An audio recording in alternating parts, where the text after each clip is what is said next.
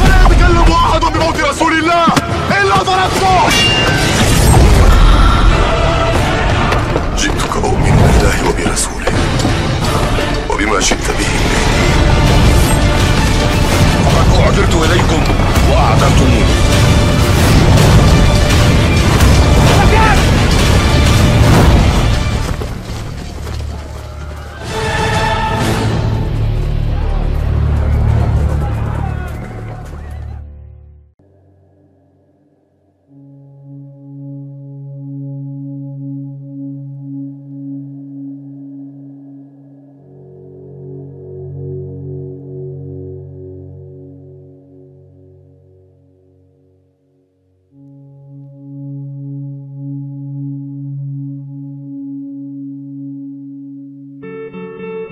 Pada suatu hari yang cerah di kota suci Madinah, Rasulullah duduk bersama para sahabatnya di bawah naungan masjid yang menjadi pusat cahaya ilmu dan iman.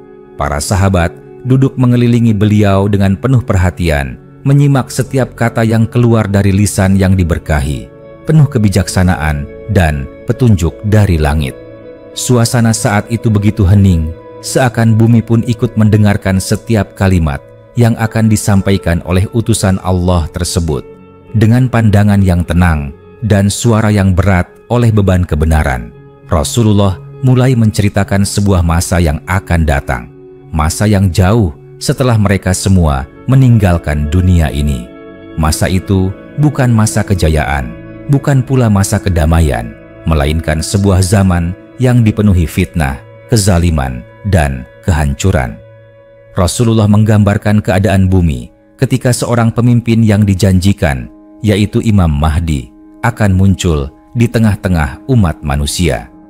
Beliau berkata bahwa bumi pada waktu itu akan dipenuhi oleh ketidakadilan dan kezaliman yang merata. Di mana-mana manusia saling menzalimi, kekuasaan berada di tangan orang-orang yang tidak amanah, para penguasa berlaku curang, dan kebenaran seakan-akan dikubur hidup-hidup. Ketika itu, darah manusia menjadi sangat murah, pembunuhan dan peperangan terjadi di mana-mana tanpa alasan yang jelas. Kaum miskin ditindas, hak-hak dirampas, dan orang-orang beriman hidup dalam tekanan serta ketakutan. Rasulullah menjelaskan bahwa bumi akan mengalami kekeringan panjang, bukan hanya kekeringan air, tetapi kekeringan kejujuran, kasih sayang, dan keimanan. Manusia berlomba-lomba dalam kedurhakaan, dan agama hanya tinggal nama, sementara Al-Quran hanya dibaca tanpa pemahaman dan pengamalan. Rumah-rumah ibadah akan ramai secara fisik, namun kosong dari petunjuk. Umat manusia hidup dalam kebingungan, saling curiga, dan penuh kebencian satu sama lain. Fitnah datang silih berganti seperti gelombang lautan yang tidak pernah berhenti. Di tengah-tengah kekacauan itu, Allah akan mengutus seorang hambanya yang syalih, seorang keturunan dari keluarga Rasulullah yang akan mengisi bumi dengan keadilan, sebagaimana sebelumnya dipenuhi oleh kezaliman. Namun, sebelum ia muncul, akan terjadi banyak pertanda dan bencana. Perpecahan melanda umat Islam, terjadi konflik antar suku, antar bangsa, bahkan antar umat beriman.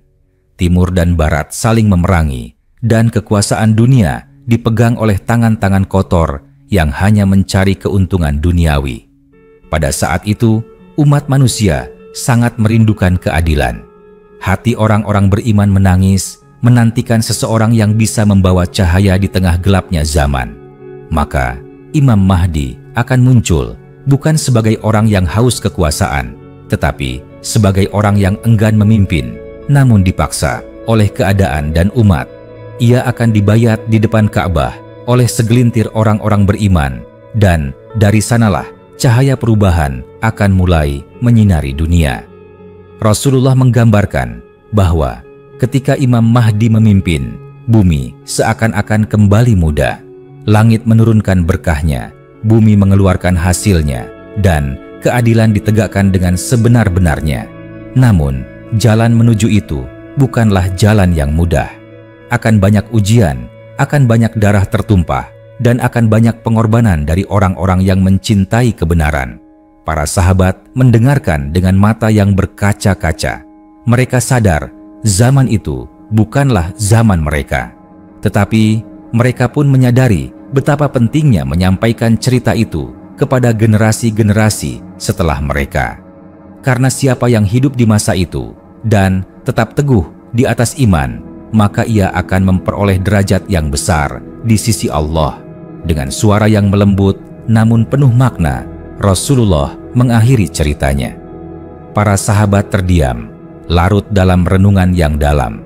Mereka menyadari bahwa zaman itu akan datang, dan mereka berdoa agar anak cucu mereka menjadi bagian dari orang-orang yang tetap teguh di jalan kebenaran ketika badai fitnah menyelimuti bumi. Begitulah Rasulullah menuturkan keadaan bumi menjelang kemunculan Imam Mahdi sebagai pelajaran, peringatan, dan harapan agar umat ini tidak pernah lupa bahwa cahaya akan selalu datang setelah gelap yang panjang, dan bahwa janji Allah itu pasti. Setelah Rasulullah menutup kisahnya dengan penuh makna, suasana di antara para sahabat menjadi sunyi dan dalam. Tidak ada yang langsung berbicara, seolah-olah kata-kata beliau tadi masih mengalir deras dalam hati dan pikiran mereka. Mereka membayangkan sebuah dunia yang begitu kacau, di mana kebenaran sulit ditemukan dan kezaliman menjadi pakaian harian umat manusia. Namun dalam kekacauan itu terselip sebuah harapan besar, kemunculan seorang pemimpin yang diridhoi Allah, yang akan membawa dunia kembali pada jalan yang lurus. Rasulullah pun melanjutkan dengan nada suara yang penuh kasih sayang bahwa Imam Mahdi tidak akan datang begitu saja tanpa ujian yang mengiringi.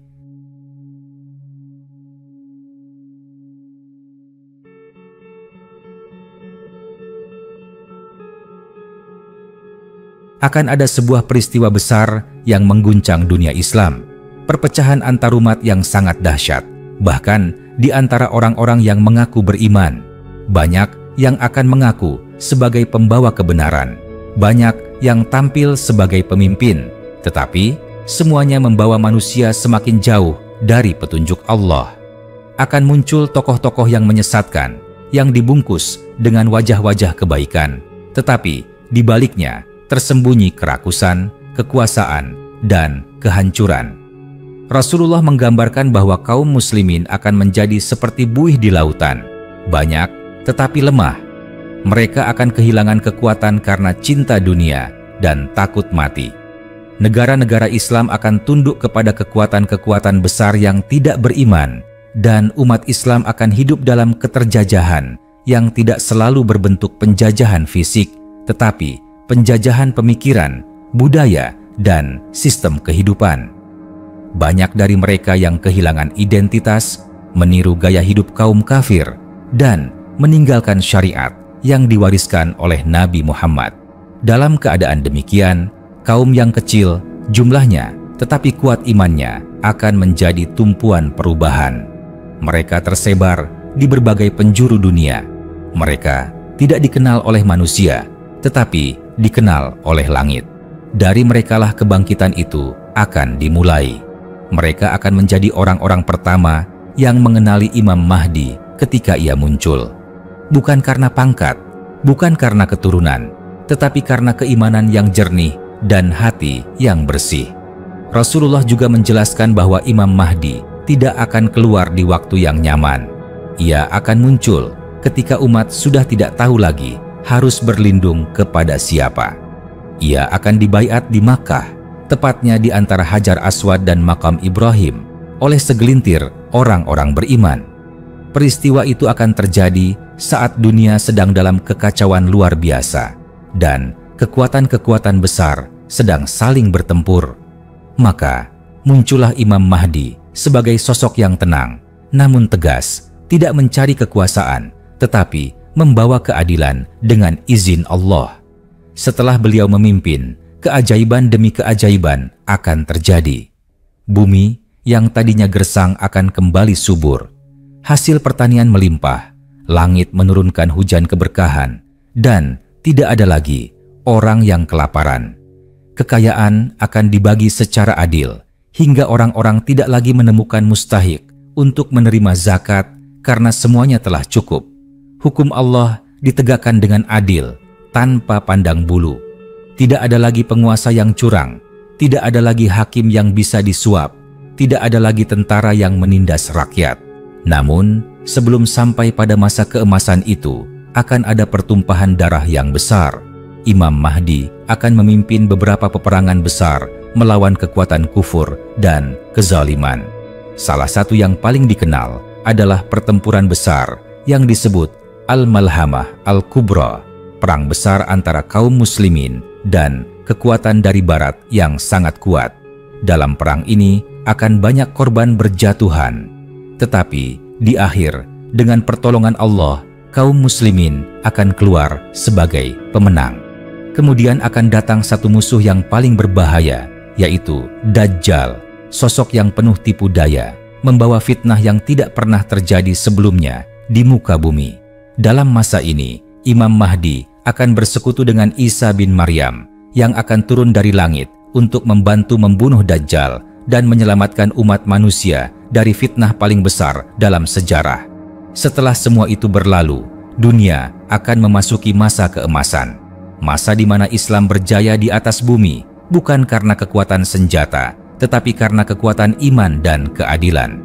Imam Mahdi akan memimpin dengan hikmah dan petunjuk dari Allah, membawa manusia kembali kepada fitrah mereka, yaitu menyembah Allah semata, tanpa sekutu. Dan Rasulullah pun menutup kisahnya dengan penuh harap. Beliau berpesan kepada para sahabatnya agar mereka menyampaikan kabar ini kepada generasi berikutnya, agar mereka tidak putus asa di tengah zaman penuh fitnah. Karena siapapun yang hidup di masa kemunculan Imam Mahdi dan beriman serta mendukung perjuangannya, maka ia termasuk golongan yang mendapatkan kemenangan besar. Sahabat-sahabat pun menunduk, sebagian menitikan air mata. Mereka sadar betapa beratnya ujian di akhir zaman. Namun mereka juga sadar bahwa janji Allah itu pasti dan bahwa cahaya akan kembali bersinar meski kegelapan sempat menyelimuti bumi. Setelah Rasulullah menutup sabdanya dengan penuh harapan, para sahabat yang berada di sekeliling beliau masih terdiam dalam perenungan. Mereka merasakan betapa dalam dan seriusnya pesan itu. Di mata mereka tergambar kekhawatiran sekaligus keteguhan, karena apa yang diceritakan bukanlah sekadar ramalan, melainkan sebuah janji ilahi yang akan menjadi kenyataan pada waktunya. Beberapa sahabat memberanikan diri bertanya, "Wahai Rasulullah, apakah kami atau anak cucu kami akan menyaksikan masa itu?" Rasulullah menjawab dengan lembut, "Bukan kalian, tetapi mereka yang datang setelah kalian."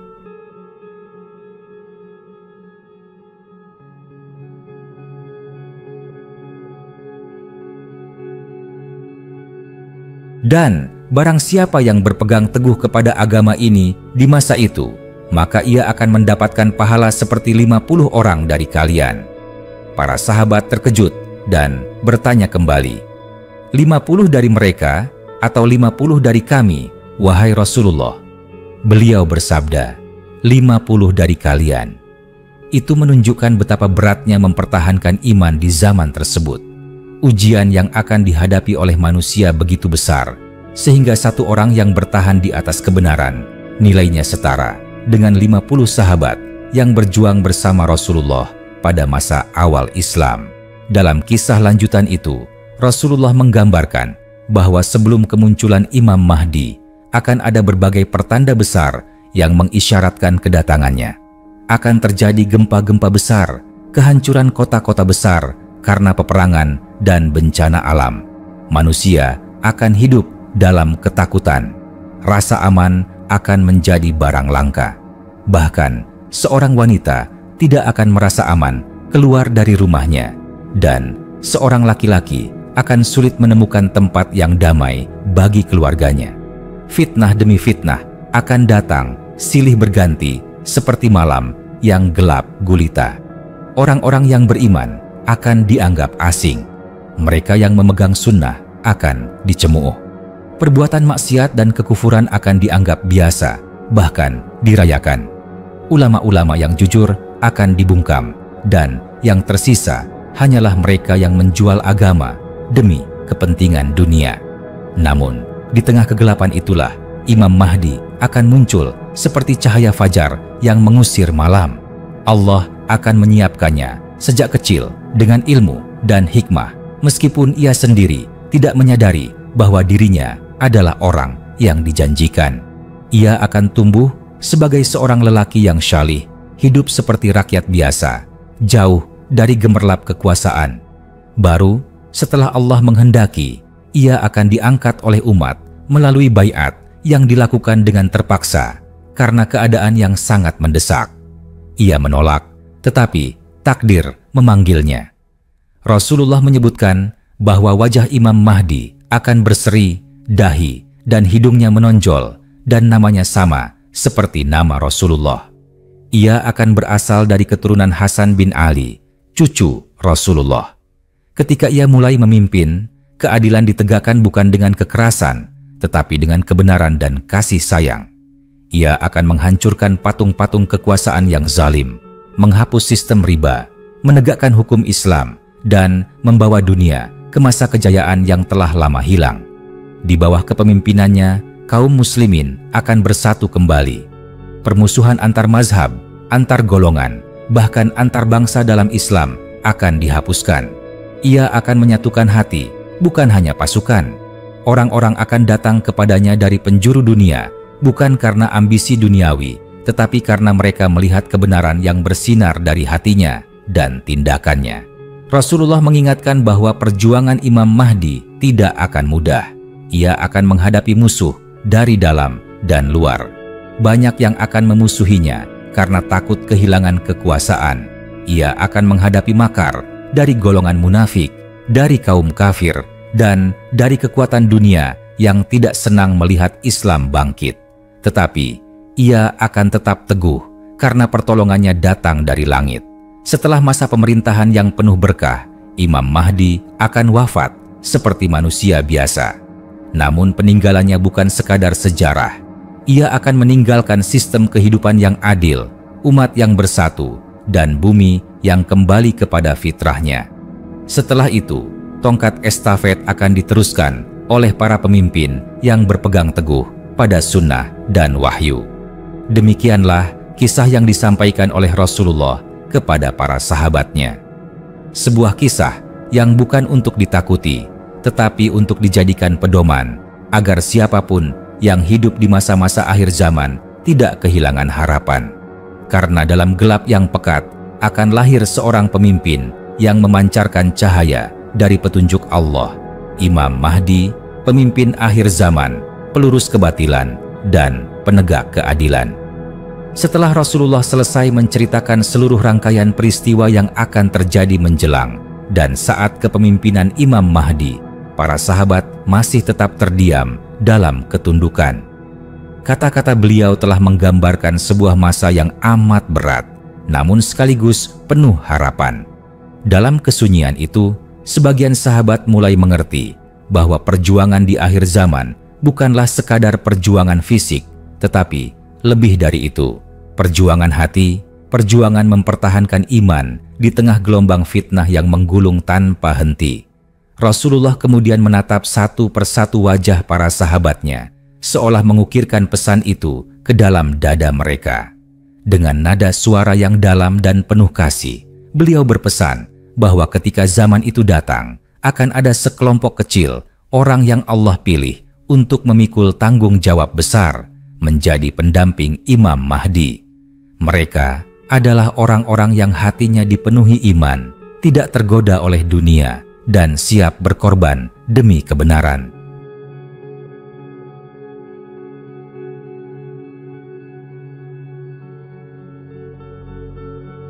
Mereka datang dari berbagai bangsa, dari timur dan barat, dari kulit yang beraneka warna, tetapi mereka bersatu dalam satu ikatan, Islam dan kejujuran hati.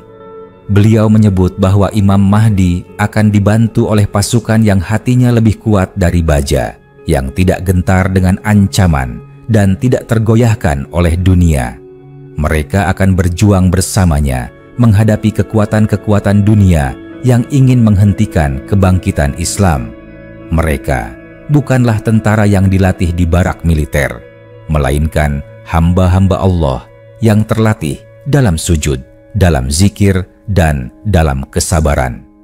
Rasulullah mengingatkan bahwa ketika Imam Mahdi berjuang, ia akan menghadapi 3 kelompok musuh besar.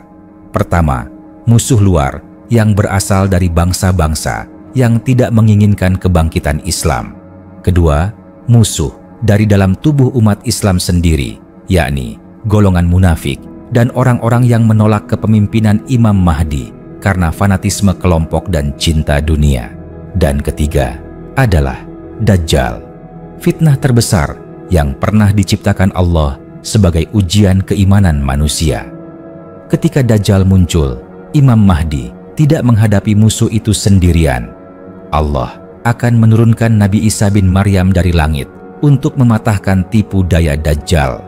Rasulullah menggambarkan bahwa turunnya Nabi Isa akan terjadi di Menara Putih di sebelah timur kota Damaskus, dan beliau akan salat di belakang Imam Mahdi sebagai bentuk penghormatan kepada syariat yang dibawa oleh Nabi Muhammad.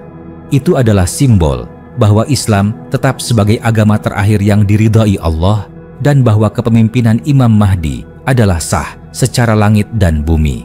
Dengan dibunuhnya Dajjal oleh Nabi Isa, maka fitnah terbesar itu pun berakhir. Dunia pun kembali tentram, bumi kembali damai. Selama masa Imam Mahdi dan Isa bin Maryam hidup di bumi, manusia akan merasakan keadilan yang sesungguhnya. Tidak ada lagi kemiskinan, tidak ada lagi pengkhianatan, dan tidak ada lagi penindasan. Binatang buas menjadi jinak, dan anak-anak bisa bermain dengan ular dan serigala tanpa rasa takut. Tanah menjadi subur, sungai mengalir jernih, dan langit menurunkan hujan dengan berkah. Namun semua itu bukan untuk selama-lamanya. Setelah beberapa tahun masa keemasan itu berlangsung, baik Imam Mahdi maupun Isa bin Maryam akan wafat. Manusia akan perlahan kembali diuji. Fitnah akan kembali merayap sedikit demi sedikit, karena itulah sifat dunia. Tetapi warisan Imam Mahdi akan terus hidup, bukan dalam bentuk bangunan atau kekuasaan, melainkan dalam bentuk sistem keadilan dan umat yang kembali kepada nilai-nilai wahyu. Rasulullah menutup penjelasannya dengan kalimat yang menggetarkan, "Berbahagialah orang-orang asing." Para sahabat bertanya, "Siapa yang engkau maksud, wahai Rasulullah?"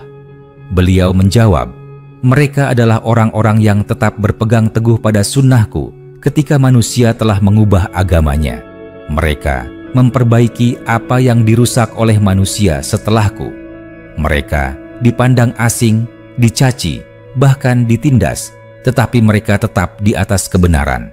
Maka mereka akan bersama Imam Mahdi dan mendapatkan pertolongan Allah."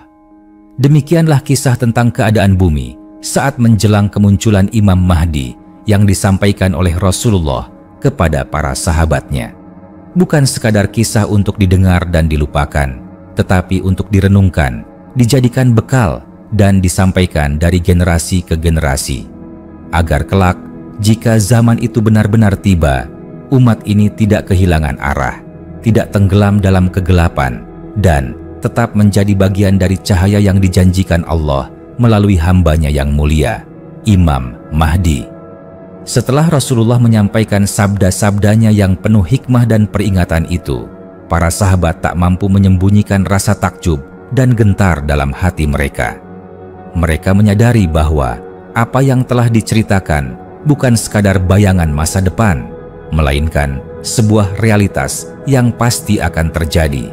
Realitas yang akan menguji seluruh umat manusia, mengguncang keimanan, dan membedakan antara yang tulus dengan yang dusta. Rasulullah pun melanjutkan, dengan mata yang memancarkan cahaya kasih sayang ilahi, bahwa zaman menjelang kedatangan Imam Mahdi akan ditandai oleh hancurnya banyak nilai kehidupan. Riba akan merajalela dan dianggap biasa, zina dilakukan terang-terangan tanpa rasa malu, khamr dikonsumsi secara terbuka, bahkan dalam nama yang disamarkan dan dihias. Manusia akan berlomba-lomba membangun bangunan tinggi, namun hati mereka hancur dan kosong dari zikir.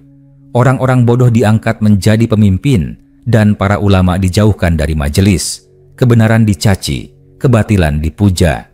Beliau menyebut bahwa amanah akan disia-siakan. Jika satu perkara diserahkan bukan kepada ahlinya, maka tunggulah kehancurannya. Ketika itu, orang yang jujur akan dianggap pembohong, dan pembohong dipuja sebagai tokoh. Fitnah menyebar luas melalui lisan, pena, dan pada zaman itu akan tersebar pula melalui alat-alat yang belum dikenal oleh para sahabat. Seakan Rasulullah mengisyaratkan pada media yang dapat menjangkau dunia dengan cepat.